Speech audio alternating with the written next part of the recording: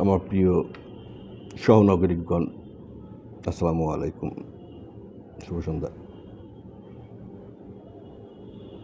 তবে গত পরশুদিন আমার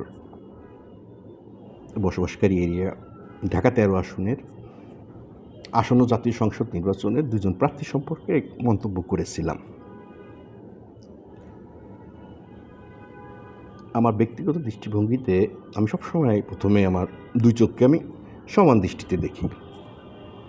তো ২৪ ঘন্টা আগে আমি যে দুপুরবেলা যে মন্তব্যটা করেছিলাম দুইজন ক্যান্ডিডেট সম্পর্কে, কারণ আমি যে এলাকায় থাকি প্রতিনিয়ত সে এলাকায় দুইজনকে আমি দেখতেছিলাম পোস্টার এই কারণে আমার একটা গুরুত্বপূর্ণ মিটিং ছিল। মিটিংয়ে না যে আমি একটু দায়িত্ব পালন করলাম যে দুইজনের নির্বাচনী প্রচারণা সম্পর্কে একটু আমি ফিজিক্যালি ভিজিট করলাম এবং সূত্রটা নিলাম।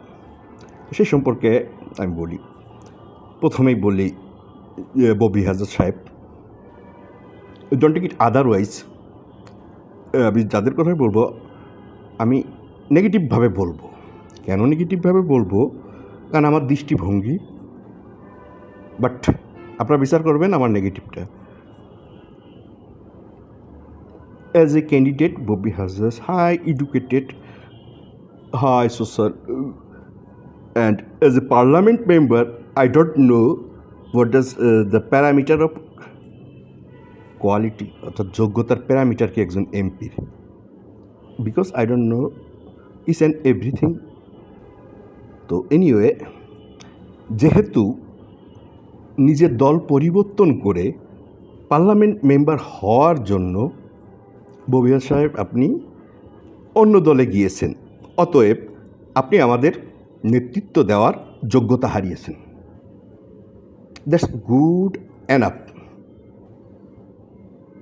এবং আমি আজ ফিজিক্যালি আপনার নির্বাচন প্রচারণার অফিসগুলোতে ভিজিট করলাম, কোনো লোকজন নেই। পাশের দোকানদারকে জিজ্ঞেস করলাম কেন নাই, টাকা পয়সা খরচ করতেছে না, মানে ইন জেনারেল সেন্সে কেন করতেছে না এটা আমি আর অত দূর না যাই, আমি দেখাচ্ছি আপনাকে সবগুলো আপনাদের।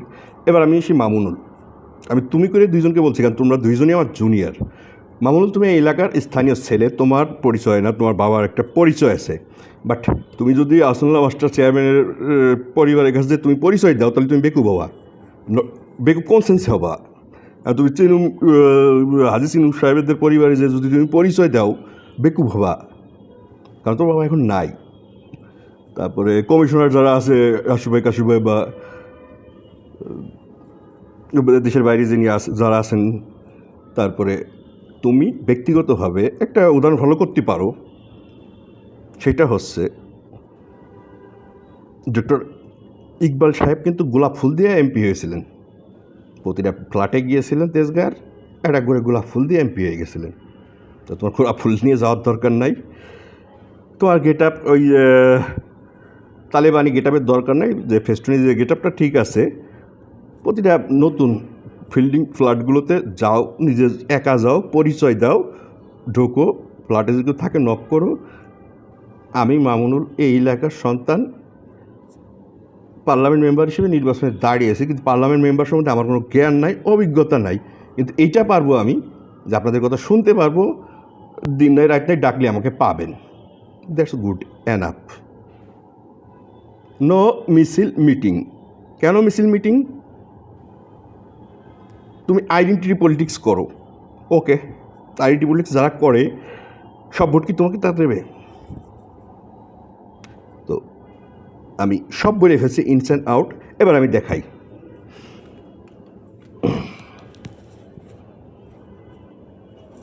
সেটা হচ্ছে যে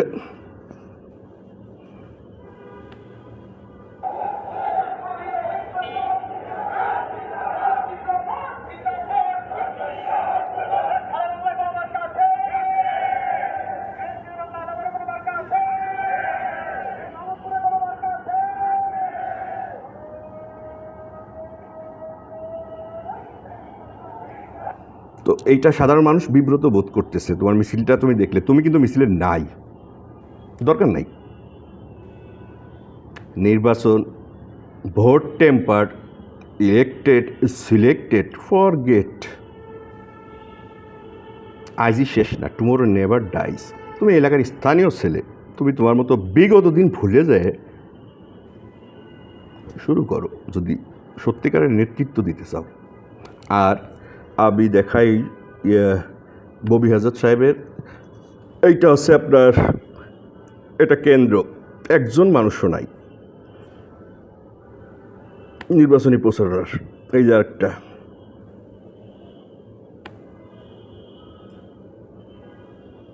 তিরিশ নাম্বার ওয়ার্ডে।